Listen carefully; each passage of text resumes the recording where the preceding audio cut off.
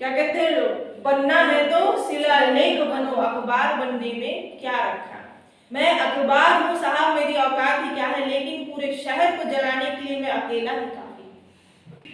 आज क्या स्टार्ट करना अपने को, ऐतिहासिक काल। ठीक, इसके पहले हमने 2 काल पढ़ चुके थे, प्रागैतिहासिक काल और आदिऐतिहासिक काल। ठीक है, देखो इतिहास को 3 कालखंड में बांटा था हमने। इतिहास को कितने कालखंड में बांटा, 3 है ना। पहला कौन सा था जी, प्राग, दूसरा आद, तीसरा ऐतिहासिक, है ना, ऐतिहासिक काल। आज किस काल को पढ़ना हमको, ऐतिहासिक काल। इसके पहले हमने कितना पढ़ लिया था, प्राग पढ़ लिया था और आद पढ़ लिया था। तो प्राग में कितनी सारी चीजें थी, पाषाण काल था, ताम्र पाषाण काल था, इसी में आपकी खोज हुई थी, पूरा पाषाण काल, मध्य पाषाण काल, नव पाषाण, 75 टाइप की चीजें इसमें थी। आज ऐतिहासिक काल में आए थे तो हमें क्या मिल गया था, सिंधु घाटी सभ्यता। अब हम पढ़ने वाले हैं ऐतिहासिक काल। किसको पढ़ने वाले, ऐतिहासिक काल। तो देखो सेंटर हेडिंग डाला मैंने, ऐतिहासिक काल। कौन सा काल, ऐतिहासिक काल। ऐतिहासिक काल को भी आप मुझे बताइए कि हिस्ट्री को किन 2 चीजों से हम पता कर सकते हैं। पहली क्लास में बताया था, हिस्ट्री के बारे में जानकारी हमें कहाँ से मिल सकती है, या तो वहां से मिलने वाली चीजों से, जैसे हम पुरातात्विक स्रोत कहते हैं, या तो लिखित स्रोतों से कह सकते हैं। तो ऐतिहासिक काल की भी जानकारी हमें इन्हीं 2 चीजों से मिल सकती है कि नहीं मिल सकती, मिल सकती है। तो पुरातात्विक स्रोतों से और किससे, लिखित स्रोतों से। तो इतिहास को भी हम 3 भागों में बांटेंगे। कौन से वाले, ऐतिहासिक काल को। कौन से काल को, ऐतिहासिक काल। ऐतिहासिक काल के बारे में हमने बताया था कि इसको 3 भागों में बांटा गया है। कितने भागों में बांटा गया है, 3। पहला कौन सा था, प्राचीन, है ना, प्राचीन, मध्यकालीन और आधुनिक। ठीक है ना। देखो अब ऐतिहासिक काल की जानकारी को हम 3 भागों में बांटेंगे। कितने भागों में, 3 भागों में। कि ऐसे कौन से स्रोत हैं जिससे हमें ऐतिहासिक काल के बारे में जानकारी मिलती है। ठीक है, वो लेक्चर करते हैं जिसके बारे में हम क्या मिलती है, जानकारी मिलती है। तो देखो यहाँ पे लिखेंगे हम पहला पुरातात्विक स्रोत, सही है कि नहीं, पुरातात्विक स्रोत। दूसरा क्या हो सकता है, विदेशी यात्री हो सकते हैं। और तीसरा क्या हो सकता है, साहित्य। देखिए पुरातात्विक स्रोतों से, जहां भी पुरातात्विक स्रोत मिलते हैं उससे हम ये पता कर सकते हैं कि यहाँ की सभ्यता कैसी थी, क्या थी, यहाँ पे क्या चीजों का प्रयोग किया जाता था, कर सकते हैं ना। और लिखित स्रोतों से भी हम ये जान सकते हैं कि भाई यहाँ पे क्या क्या हुआ करता था। हो सकता है पहले क्या था, हम भी किसी देश के बारे में जानते हैं, समझते तो किसी को बताते हैं ना। तो पहले यहाँ पे क्या करते थे, लिखा करते थे। तो जो विदेशी हमारे भारत में आए थे उन्होंने भी क्या किया, कुछ लिख के गए, जिससे हमें इतिहास के बारे में जानकारी मिलती है। क्लियर है। दूसरा कि हमारे खुद के भी तो विद्वान होंगे जो भारत में निवास करते होंगे, उन्होंने भी अपने भारत के बारे में कुछ ना कुछ लिखा होगा, उस समय की व्यवस्था के बारे में लिखा होगा। तो जिस बारे में लिखा उसको हम क्या कर लेंगे, साहित्य में गिनेंगे। किसमें गिनेंगे, साहित्य में गिनेंगे। तो पुरातात्विक स्रोत, विदेशी यात्री और साहित्य। ठीक है, विदेशी यात्री में देखेंगे कि कौन व्यक्ति कौन कहां से आया था, उसने क्या लिख के गया। अब साहित्य में हम देख लेंगे कि इसमें 2 टाइप की साहित्य पढ़ने को मिलेंगे। कितने टाइप के, 2 टाइप के। पहला हो जाएगा धार्मिक, पहला क्या हो जाएगा, धार्मिक और गैर धार्मिक। गैर धार्मिक, धार्मिक से मतलब क्या होगा, रामायण है ना, महाभारत, कैसी किताबें हैं, धार्मिक किताबें। जैसे पुराने समय में 3 ही धर्म थे, हिंदू, बौद्ध और जैन धर्म। तो उनके मतलब धर्म के बारे में भी पढ़ेंगे, उनसे संबंधित किताबों के बारे में पढ़ेंगे। ठीक है, तो इसमें क्या आ सकते हैं, धार्मिक में बौद्ध धर्म आ सकता है कि नहीं, बौद्ध धर्म और जैन धर्म। ठीक, तो इन धर्मों की किताबें हम किसमें पढ़ेंगे, धार्मिक साहित्य में। है ना, सिर्फ किताबों के बारे में पढ़ेंगे, कोई धर्म के बारे में हम नहीं पढ़ेंगे, ठीक है। इसके बाद आता है गैर धार्मिक। गैर धार्मिक किताबें कौन हो सकती है? चाणक्य का नाम सुना है आपने? उन्होंने किताब लिखी थी अर्थशास्त्र, बहुत फेमस किताब। क्या वो धार्मिक किताब में आएगी क्या? नहीं। क्यों? क्योंकि धर्म से उसका कोई लेना देना नहीं। तो ऐसी किताबों को हम किस में रखेंगे? गैर धार्मिक साहित्य में। इसमें रखेंगे गैर धार्मिक साहित्य। इतना समझ में आया? तो इतिहास की ऐतिहासिक काल की जानकारी किन स्रोतों से मिल सकती है? पुरातात्विक स्रोत, विदेशी यात्री और साहित्य से। साहित्य में क्या कौन कौन से? धार्मिक और गैर धार्मिक, ठीक है। इनके बारे में हम धीरे धीरे पढ़ेंगे। अब बात आती है कि पुरातात्विक स्रोतों में भी कौन कौन से स्रोत है ना, पुरातात्विक स्रोतों में भी कौन कौन से स्रोत? तो पुरातात्विक स्रोतों में पहला तो आ जाएगा क्या? सिक्का। क्या आ जाएगा? सिक्का। इंग्लिश में क्या कहते हैं जी? कॉइन। और इसके अध्ययन को क्या कहते हैं? कॉइन के अध्ययन को क्या कहते हैं? न्यूमिस्मेटिक। क्या कहते हैं? न्यूमिस्मेटिक। और दूसरा हो जाएगा अभिलेख। क्या हो जाएगा? अभिलेख, ठीक है। तो इतिहास की ऐतिहासिक काल की जानकारी का पहला स्रोत हम पढ़ना शुरू करते हैं, जिसे हमने क्या नाम दिया है? पुरातात्विक स्रोत। दूसरा स्रोत क्या हो जाएगा? विदेशी यात्री। और तीसरा स्रोत क्या हो जाएगा? साहित्य। इतना क्लियर हुआ? आगे बढ़े। देखो बता दूं,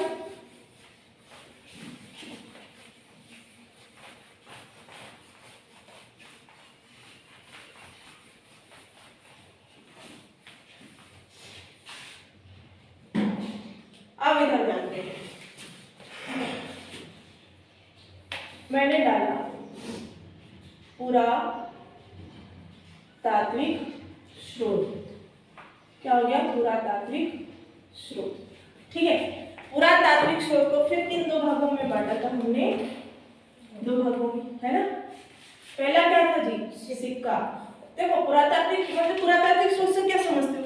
वहां से मिलने वाली चीजें, वहां से मिलने वाली चीजें, वहां से मिलने वाली चीजों क्या क्या हो सकते हैं?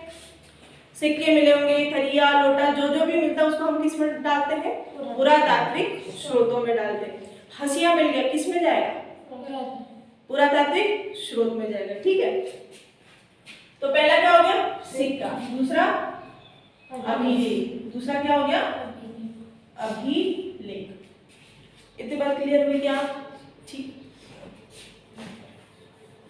तो पहला पढ़ लेते हैं सिक्का। पहले पढ़ लेते हैं हम सिक्के को, ठीक। पहले सिक्के को देख लेते हैं।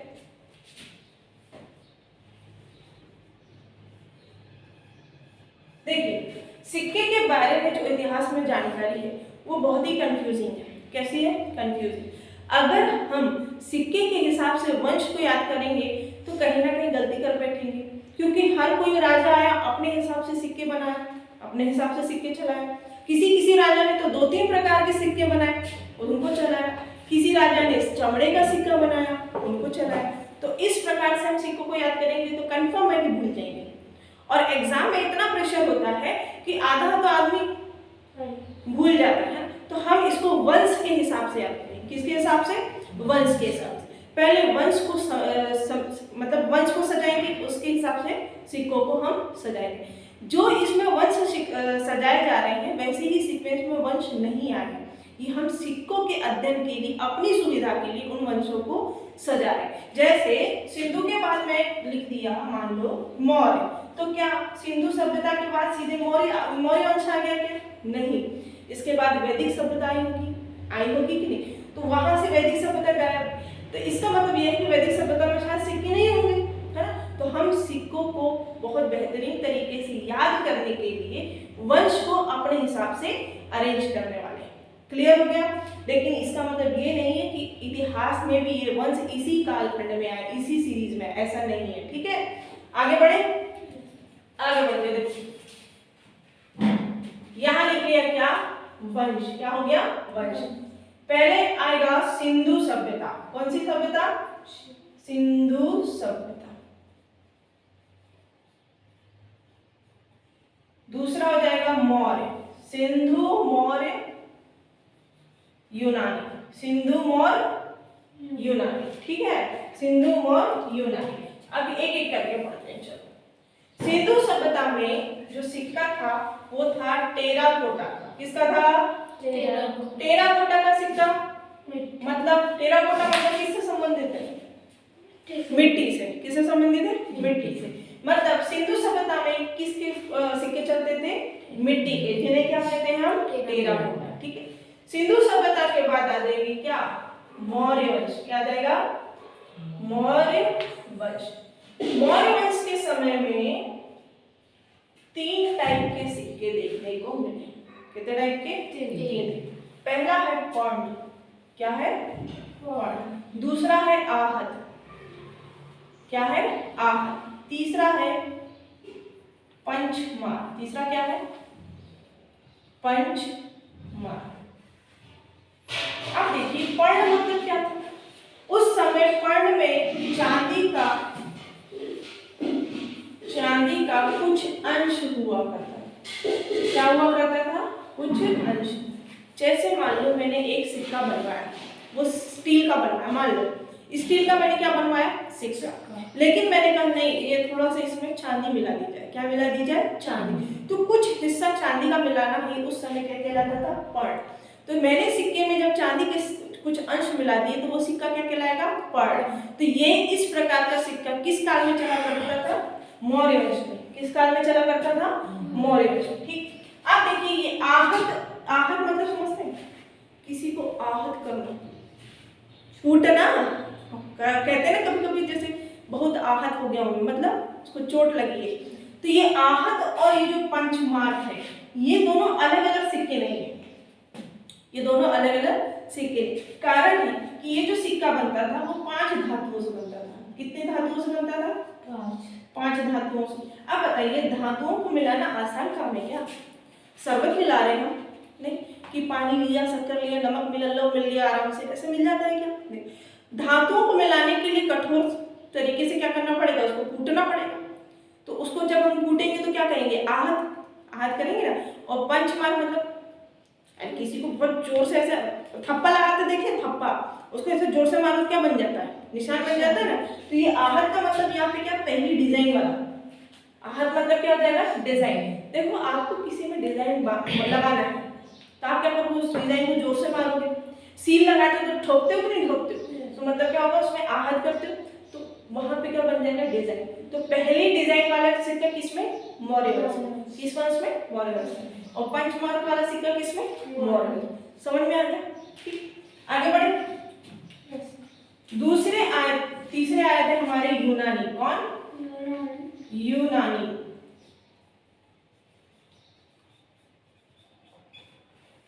ये देखिए इन्होंने सिक्का शुरू किया था सोने का।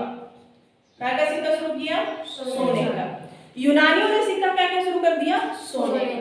देखिए इन्हें हिंद यूनानी भी कहते हैं। इनको यूनानियों को, इनको यूनानियों, इन्हें क्या कहते हैं हम? हिंद यूनानी।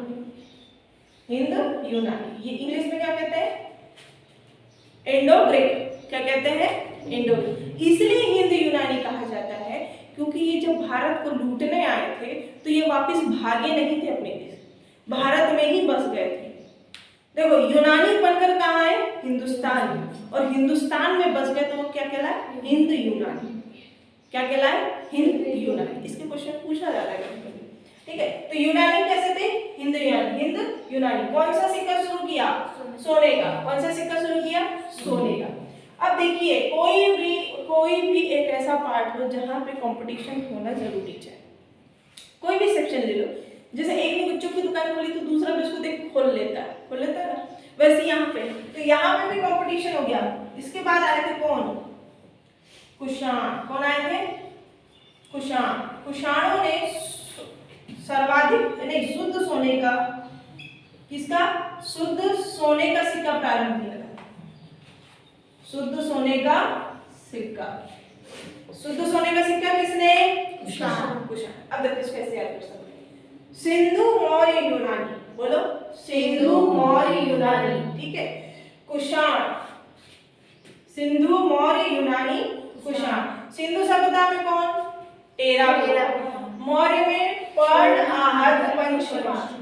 यूनानी में सोने का सिक्का। कुषाण ने शुद्ध सोने का सिक्का। ठीक है, इसके आगे बढ़े, इसको थोड़ा सा मिटा देते हैं। अब आ जाएंगे कौन? गुप्त। कौन आएंगे? गुप्त वंश। देखिए यूनानियों ने कौन सा सिक्का शुरू किया? सोने का। और कुषाण आया तो कौन सा सोना लेके आ गया? शुद्ध। भाई तुम सोना चला रहे तो हम शुद्ध सोना चलाएंगे, कंपटीशन होता है।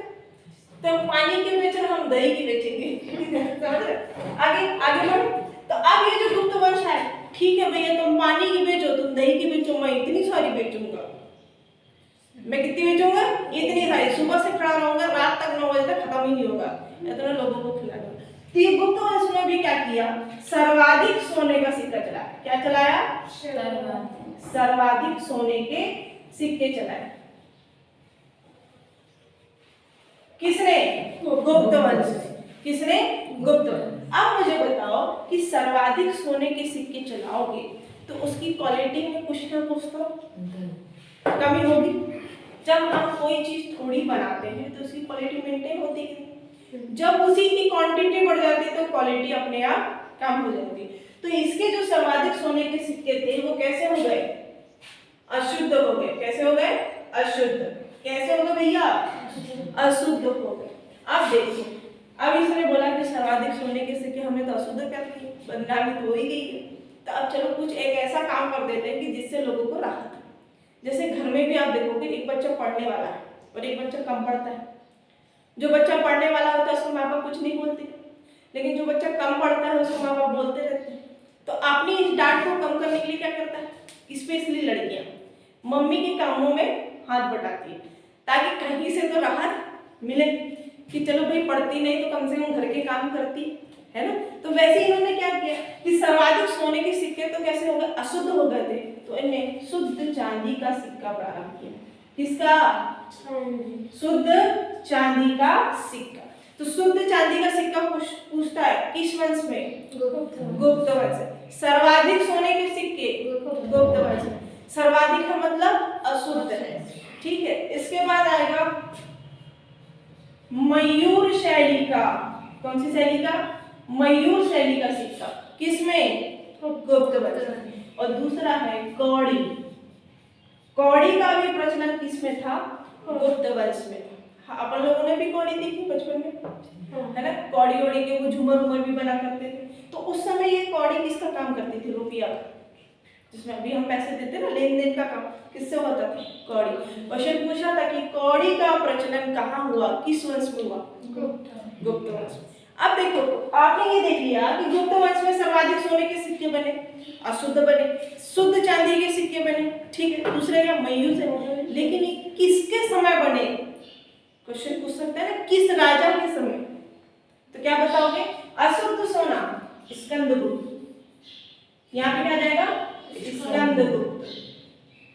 स्कंदगुप्त। अशुद्ध स्कंद, अशुद्ध स्कंद। थोड़ा सा मिलता जुलता लग रहा है ना। तो अशुद्ध सोने के सिक्के कौन? स्कंदगुप्त। शुद्ध चांदी का चंद्रगुप्त द्वितीय। चंद्रगुप्त द्वितीय। देखो, च से चांदी, च से चंद्र। चंद्रमा चांदी की तरफ चमकता है कि नहीं? तो चांदी का सिक्का कौन चलाया? चंद्रगुप्त। ठीक है। मयूर शैली का समुद्रगुप्त। किसने? समुद्रगुप्त ने। मयूर शैली का सिक्का समुद्रगुप्त ने। ठीक है। इसके बाद कौड़ी। इसके बाद कौड़ी का प्रचलन किसमें हुआ था? गुप्त वंश में। एक बार रिवीजन मान लें। देखो, सिंधु मौर्य यूनानी। ठीक है, बोलो सिंधु मौर्य यूनानी। कुषाण गुप्त।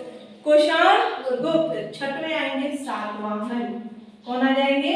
सातवाहन। इन्होंने जो चलाया था वो था सीसे का। किसका? सीसे का सिक्का। किसका सिक्का? सीसे का सिक्का। देखो, सिंधु मौर्य यूनानी, बोलते जाओ, सिंधु मौर्य यूनानी, कुषाण गुप्त सातवाहन। सिंधु मौर्य यूनानी, कुषाण गुप्त सातवाहन। सिंधु सभ्यता में 13 होगा, मौर्य सभ्यता में मौर्य काल में पर्ण, आहत और पंचम। उसके बाद कौन आए? यूनानी। विदेशी लोग आए। विदेशियों का स्टैंडर्ड अपने भारत में अलग ही रहता है। तो बताओ सबसे स्टैंडर्ड की चीज क्या? सोने ही हो सकती है। तो यूनानियों ने क्या लाए? सोने का सिक्का। लेकिन बोली अब भारतीय किसी चीज में कम नहीं है, तुम सोना लाए हो, शुद्ध सोना लाएंगे, है कि नहीं। तो कुषाण आया, कुषाण ने कौन सा लाया, शुद्ध सोने का सिक्का। अब गुप्त वंश आया, गुप्त ने बोला तुम शुद्ध निकालो या सोना निकालो, मैं क्वांटिटी ज्यादा, तो सर्वाधिक सोने के सिक्के गुप्त वंश में। लेकिन जब क्वांटिटी बढ़ गई तो उसकी क्वालिटी घट गई, क्वालिटी घट गई तो क्या हो गया, अशुद्ध हो गए। तो अशुद्ध सोने के सिक्के किसने, स्कंदगुप्त ने, किसने, स्कंदगुप्त ने। ठीक, देखो अब किसी एक चीज में बिगड़ जाता है तो किसी एक चीज को हम सुधार देंगे नहीं, सुधार दें। तो उन्होंने भी क्या किया, चलो चांदी को शुद्ध कर देते। किसको शुद्ध कर दिया, सस्ती भी होती, ठीक है। तो शुद्ध चांदी का सिक्का गुप्त वंश, किसने, गुप्त वंश। मयूर शैली, मयूर शैली का मतलब ये है कि सिक्के में एक तरफ मोर बना होता था, क्या बना होता था, मोर। तो मोर मयूर शैली का समुद्रगुप्त ने, किसने, समुद्र। और कौड़ी का प्रचलन किसमें हुआ है, गुप्त वंश, ठीक है। इसके बाद कौन आए, सातवां इन्होंने शीशे का सिक्का प्रारंभ किया। किसका, शीशे। तो स से सातवाहन, स से शीशा, स से सातवाहन, स से शीशा। इतना याद हुआ, आगे बढ़े, मिटा दे इसको।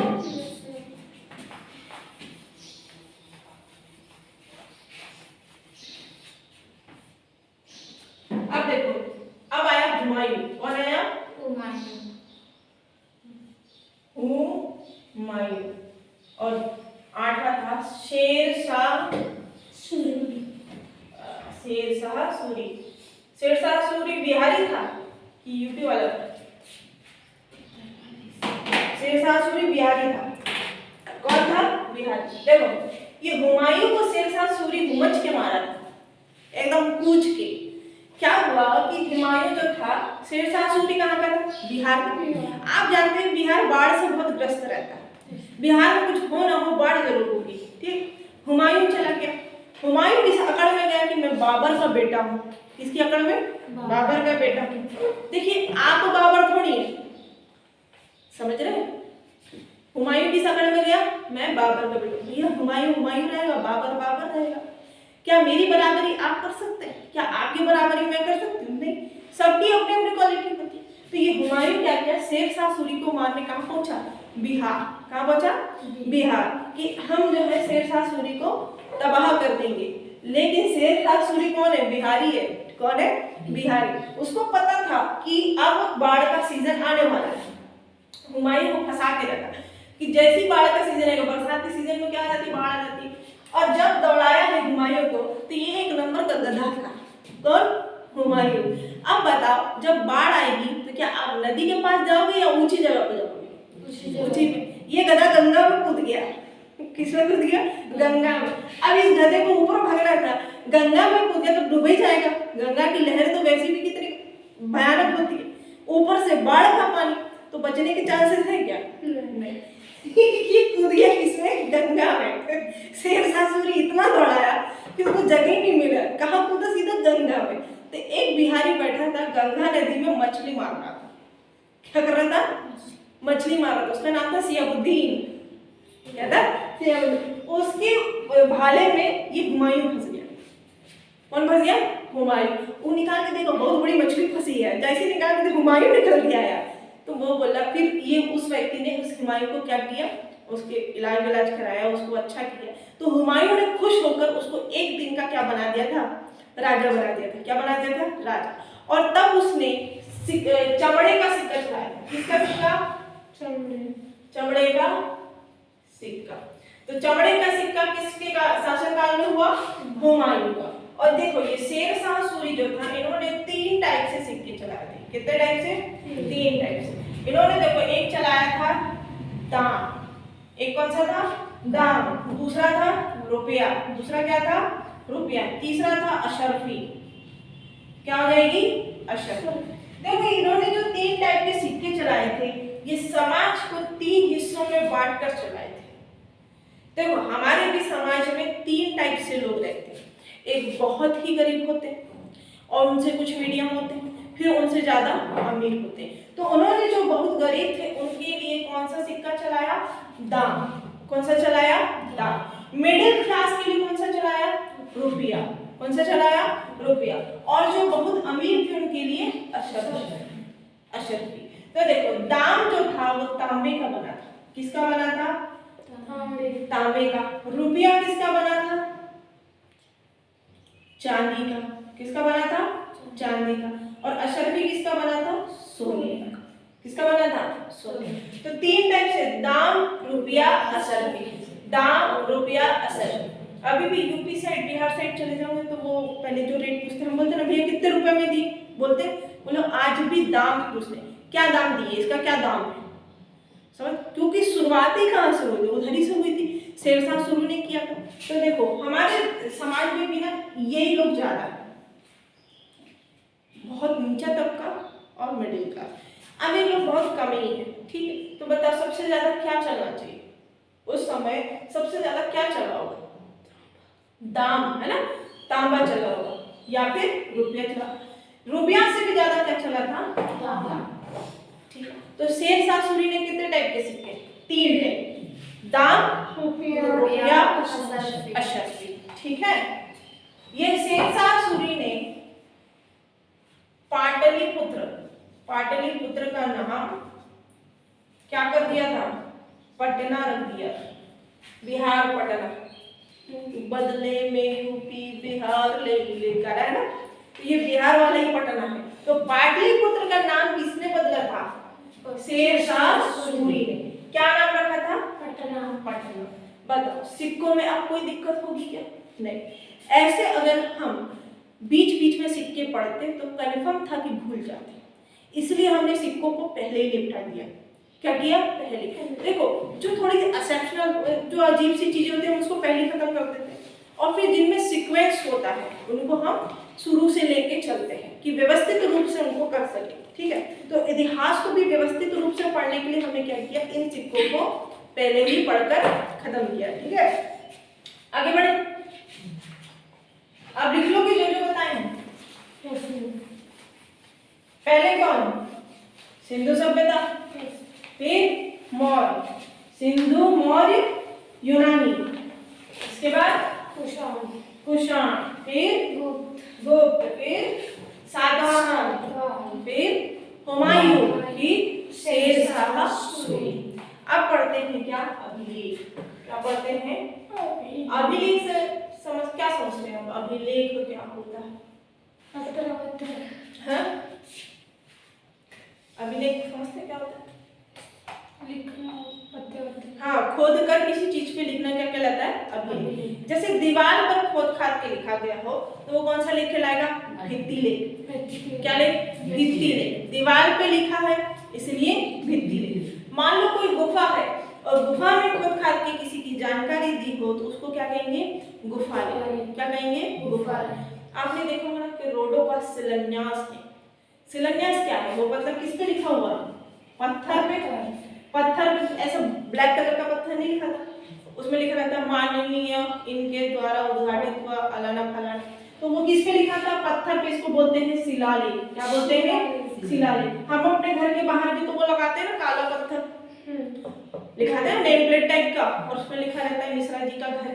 तो वो क्या है? पत्थर पे लिखा है तो शिलालेख। क्या है? लोग कहते भी हैं अगर बनना है तो शिलालेख बनो, अखबार बनने में क्या रखा। क्या कहते हैं लोग? बनना है तो शिलालेख बनो, अखबार बनने में क्या रखा। आप बताइए कल का पेपर में आपको आज पढ़ने दो, पढ़ सकते हैं? बोर मारता है। लेकिन शिलालेख का मतलब क्या है कि एक बार जो लिख गया वो जिंदगी भर के लिए हो गया। लेकिन अखबार का आप पढ़ते हैं क्या? नहीं। लेकिन अखबार भी कहता है मैं अखबार हूं साहब, मेरी औकात ही क्या। मैं अखबार हूं साहब, मेरी औकात ही क्या है, लेकिन पूरे शहर को जलाने के लिए मैं अकेला ही काफी। समझ रहे?